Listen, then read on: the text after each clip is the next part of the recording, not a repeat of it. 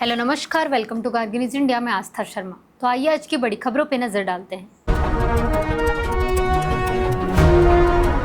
भारत और यूएस के बीच 20 अप्रैल से वॉशिंगटन में व्यापार वार्ता होगी। अधिकारियों के अनुसार यह बैठक हालिया टैरिफ नीतियों में बदलाव के बीच लंबित मुद्दों के समाधान पर केंद्रित रहेगी। दक्षिण कोरिया के राष्ट्रपति ली जे म्यूंग 19 अप्रैल से 3 दिन के भारत दौरे पर आएंगे और प्रधानमंत्री नरेंद्र मोदी से मुलाकात करेंगे। दोनों नेता कोरियाई प्रायद्वीप और क्षेत्र में शांति के लिए सहयोग बढ़ाने सहित कई अहम मुद्दों पर चर्चा करेंगे।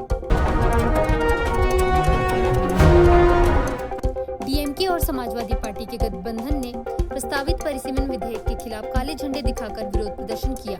एमके स्टैलिन ने नामक्कल में पार्टी कार्यकर्ता के घर पर काला झंडा दिखाया और विधेयक की प्रति जलाकर विरोध जताया। अमेरिका ने भारत को रूसी तेल खरीदने की अनुमति देने वाली प्रतिबंध छूट को आगे बढ़ाने से इनकार कर दिया है। रिपोर्ट्स के अनुसार इस दौरान भारतीय रिफाइनरों ने लगभग 3 करोड़ बैरल रूसी तेल का ऑर्डर दिया था। सूत्रों के अनुसार महिला आरक्षण से जुड़े अहम बैठक में राहुल गांधी ने सावधानी बरतने की बात कही, जबकि तृणमूल कांग्रेस ने अपनी मांग रखी। विपक्षी नेताओं ने महिला आरक्षण संशोधन विधेयक में परिसीमन के प्रावधानों पर आपत्ति जताई है।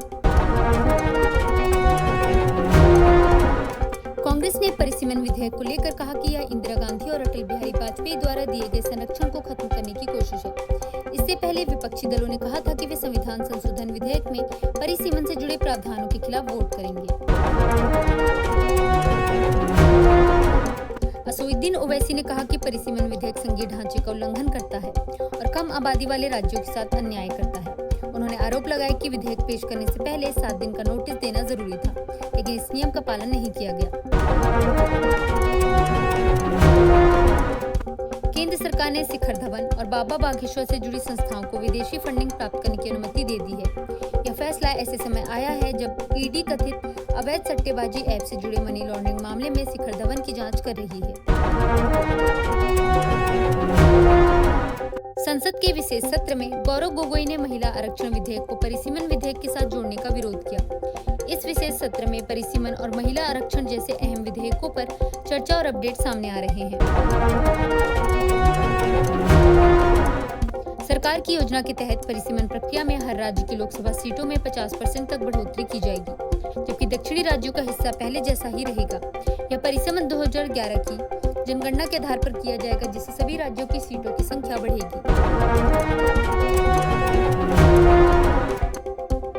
पूर्व राष्ट्रपति प्रतिभा पाटिल, मीरा कुमार और मायावती ने महिला आरक्षण विधेयक का समर्थन किया है। कांग्रेस, जिससे पाटिल और कुमार जुड़ी रही हैं, ने 2029 तक महिला आरक्षण लागू करने वाले इन विधेयकों को जल्दबाजी और पारदर्शिता की कमी के साथ लाए जाने पर सवाल उठाए हैं। एक राज्यसभा सांसद ने कहा कि महिला आरक्षण को बहाना बनाकर ऐसा परिसीमन लाया जा रहा है, जिससे कुछ राज्यों को असमान रूप से फायदा हो सकता है। जो उसके मनी ने कहा कि इससे उन राज्यों के साथ अन्याय होगा जिन्होंने पिछले 5 दशकों में जनसंख्या नियंत्रण को सफलतापूर्वक लागू किया है। मिजोरम में आखिरी बचे भूमिगत संगठन के साथ समझौता होने के बाद अब ध्यान विकास रोड मैप पर केंद्रित किया जा रहा है। गृह विभाग के अनुसार 30 अप्रैल को संगठन के 43 कैडरों का हथियार समर्पण समारोह होगा और उनके लिए आइजॉल के पास मौचर गांव में एक पीस कैंप स्थापित किया जाएगा। नवीन पटनायक ने परिसीमन विधेयक का विरोध करते हुए कहा कि यह सहकारी संघवाद की भावना को नुकसान पहुंचाता है। उनके अनुसार ओडिशा की सीटें बढ़कर 29 हो सकती हैं, लेकिन उनका हिस्सा घटकर 3.4% रह जाएगा। भारत ने जापान में हुई ऊर्जा बैठक में सुरक्षित और बिना बाधा के समुद्री परिवहन की आवश्यकता पर जोर दिया। एस जयशंकर ने AZEC प्लस बैठक में कहा कि व्यापारिक जहाजों पर हमले अस्वीकार्य हैं।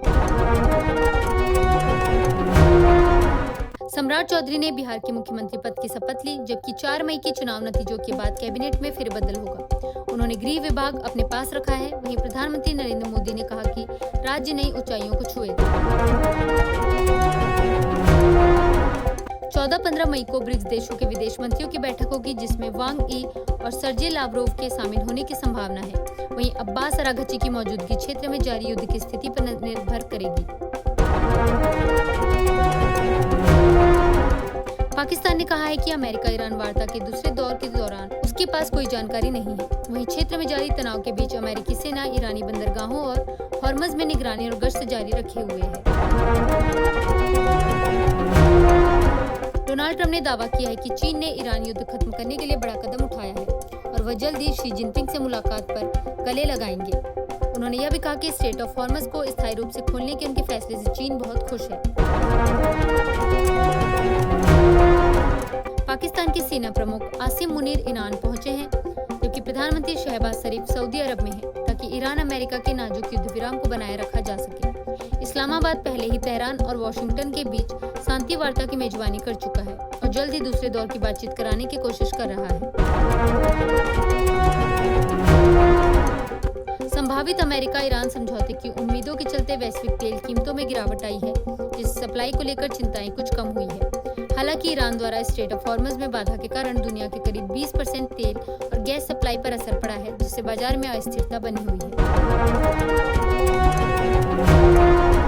अमेरिकी सेना ने ईरान के बंदरगाहों पर लगाए गए नौसैनिक नाकेबंदी के पहले 48 घंटों में 10 जहाजों को वापस लौटा दिया। यूएस सेंट्रल कमांड के अनुसार नाकेबंदी शुरू होने के बाद से कोई भी जहाज इसे पार नहीं कर सका।